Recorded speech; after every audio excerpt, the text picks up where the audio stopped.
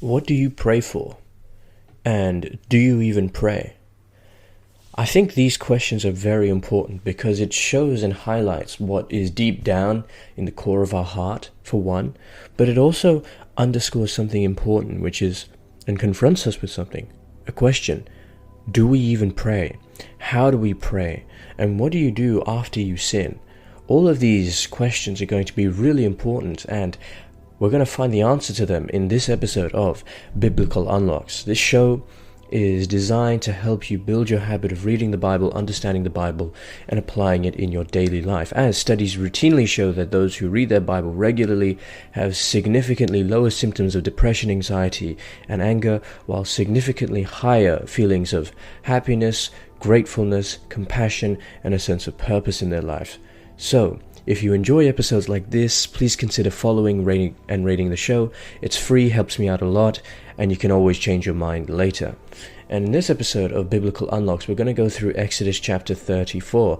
A little bit of context for those who haven't read the previous chapters. This is basically going to complete the crisis cycle that we saw in Exodus. We saw the sin at Mount Sinai when the Israelites were basically worshipping a golden calf. Then we saw judgment from God. We saw intercession by Moses. Moses pled on behalf of the people, Lord, don't punish them for their sin. Let me call on your name, on your mercy. And now we're going to see the renewal of that covenant that they all have, the agreement that they all have. And God is going to renew that covenant. And it's actually going to balance awe of God's holiness with the wonder of God's mercy, that He's gracious, slow to anger. And this is going to set the stage for life under God's presence. And it's going to spell out some liturgical rhythms and how you should separate yourself from pagan ritualistic practices and the daily habits that actually form a people under God's covenant. I keep saying this word covenant, covenant, covenant. All it means is that you have an agreement with someone else. That's what covenant means, agreement.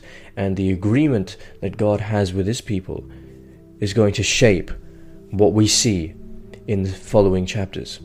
So, without further ado, let's read Exodus 34, and afterwards we're going to go through some deep biblical unlocks. The Lord said to Moses, "Cut 2 tablets of stone like the former ones, and I will write on the tablets the words that were on the former tablets which you broke.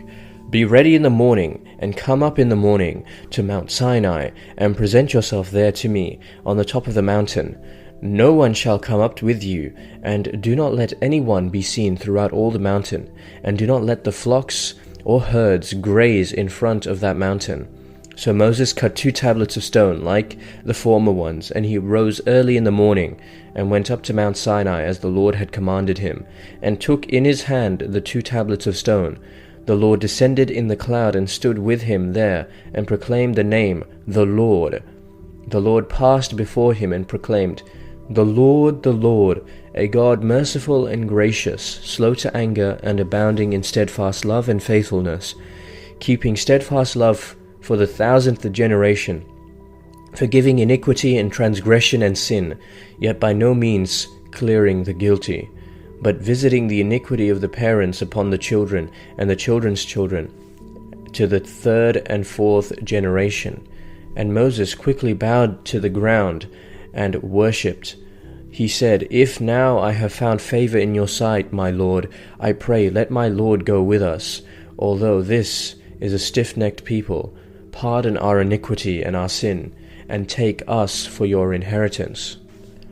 Verse 10, he said, "I hereby make a covenant before all your people. I will perform marvels, such as have not been done in all the earth or in any nation, and all the people among whom you live shall see the work of the Lord, for it is an awesome thing that I will do with you."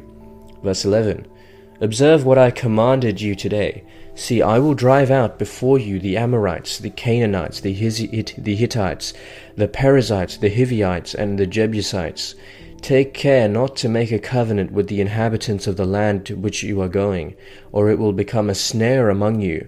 Rather you shall tear down their altars, break their pillars, and cut down their sacred poles. for you shall worship no other God, because the Lord, whose name is jealous, is a jealous God. You shall not make a covenant with the inhabitants of the land, for when they prostitute themselves to their gods and sacrifice to their gods, someone among them will invite you, and you will eat of the sacrifice, and you will take wives among their daughters for your sons, and their daughters who prostitute themselves to their gods will make your sons also prostitute themselves to their gods. Verse 17, you shall not make cast idols.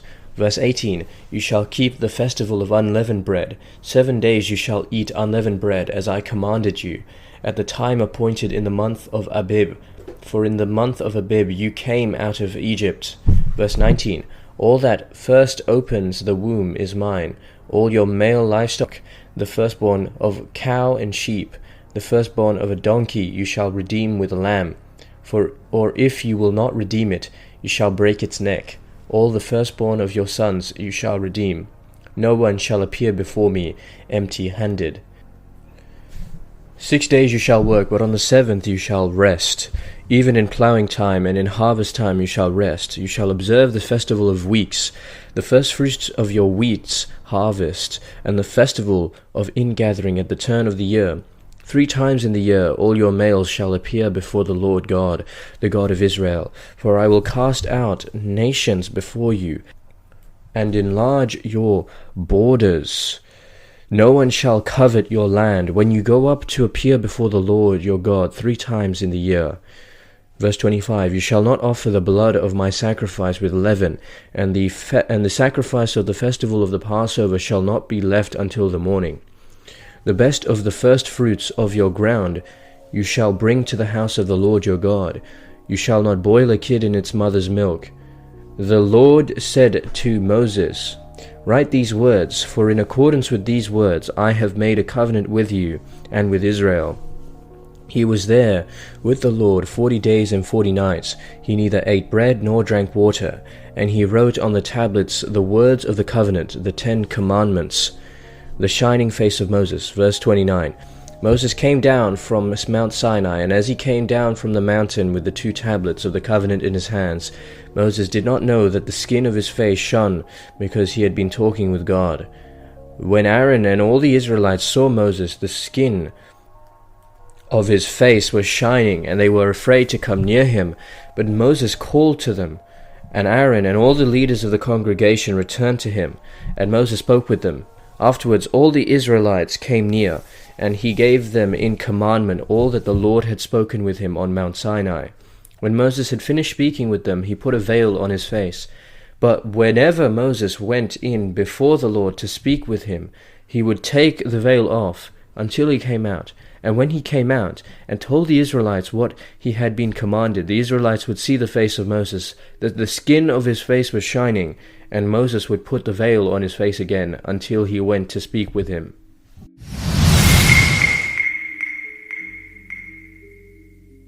Alright, now it's time for some deep biblical unlocks. We saw in verses 1 to 4 that God instructed Moses to chisel 2 new tablets, and Moses rises early, he ascends to Mount Sinai again, and the mountain is veiled because God descends in a cloud, and this repeats again the pattern of divine human ascent. Humans have to go up. Moses goes up onto Mount Sinai. But now this happens after Israel repented from their sin, repented from the sin of making a golden calf and idol worshipping it. And what this requires is, or what renewal often requires, is a deliberate, costly action. That is, Moses has to go back up and prepare new tablets and make up for what was lost. And you have to take that journey, and you can't just stay in your old sin. You have to make new changes to renew yourself, your mind, and your covenant. And the cloud motif again returns. That is, God's presence remains awe-filled and mediated between Moses and God in the form of a cloud. In verses 5 to 7, God proclaims himself with weighty phrases that summarizes his moral character and covenant faithfulness. He is merciful, he is gracious, he is slow to anger, he is abounding in steadfast love, he forgives iniquity, transgression, and sin, yet He does not leave the guilty unpunished, and Moses bows down and worships him. And the self-declaration is at the theological heart of this chapter. God's character is compassionate and forgiving. It is rooted in steadfast love, while his holiness ensures that sin has consequences. And then these verses will actually become foundational for later biblical theology and later worship. So these verses between verses 5 to 7, the Lord, a God merciful and gracious, slow to anger, and abounding in steadfast love and faithfulness, keeping steadfast love for the 1,000th generation, and forgiving iniquity and transgression and sin. All of these form the theological basis for the characteristics of God. And if we keep reading, we'll see in verses 8 to 9 that God declares that he will make a covenant before the people and will do wonders like those he performed in Egypt and the Exodus, as a sign that he is acting to fulfill his promises. So we see the covenant promise reinstated, reiterated again. And despite Israel's failure, God will act to establish them as his treasured people. The covenant is restored once again, not because they earned it, but because of God's gracious purpose. In verses 10 to 26, we see a collection of laws which is given to prevent idolatry and syncretism. And just for those who don't know, syncretism is basically when you combine multiple different types of religions, cultures, all in one place. So in this case, it would probably be the amalgamation of pagan worship rituals with the Jewish religious beliefs and stuff like that. So what we see, some of the laws that were given: number 1, observe the feast of unleavened bread and redeem the firstborn. Do not offer blood with leaven. Keep the Sabbath. Then 3 pilgrim feasts: unleavened bread, the feast of weeks, the feast of ingathering. All males are to appear before the Lord. Do not offer sacrifices to other gods or worship with cultic practices. No boiling a kid in its mother's milk is reiterated again. Make altars of uncut stones. No hewn stone with an iron tool. Chop down pagan poles. Do not worship or make covenants with the nations, nor intermarry with them, because they will lead you to prostitution with their gods. So again, what do these laws practically reinstate? They stress the ritual integrity and separation of God's people to maintain visible distinctiveness so that their identity and worship are not polluted by the surrounding cultures or pagan rituals. The feasts and Sabbath are formative practices. They're not mere rituals, but they are actually the scaffolding which sustains the faithfulness of Israel to their God. And the prohibition of syncretistic, i.e. the amalgamation of other religions and cultures into the community, protects them from adopting religious forms that will dilute Yahweh's claims. In verses 27 to 28, the Lord tells Moses he has written the words on the tablets, and Moses descends with the tablets written by God, and the covenant words are made concrete again. So the legal and ritualistic covenant is now sealed for a second time, which is durable and authoritative, and these written words carry canonical weight for Israel's life. And finally, we see verses 29 to 35, Moses' face shines, veil and ministry. So, after speaking with God, Moses' face is radiant and the people are afraid to approach him. Moses wears a veil when speaking to the people, but removes it when he goes in to speak with God. The shining face demonstrates that encountering God transforms the mediator and his relationship with the people. Encounter with God leaves a visible effects, and the holiness changes the one who meets God. The veil models the need for mediation, that is, the community benefits from Moses' intimacy from God or with God, but the fullness of that intimacy, it has to be hidden and protected, because the radiant face both attracts and requires sensitivity. That is all to say that when you meet with God, when you transform your life, you're going to shine, you're going to stick out like a sore thumb, and people will ask, where do you get that radiance from? Where do you get that power from? Where do you get that peace from?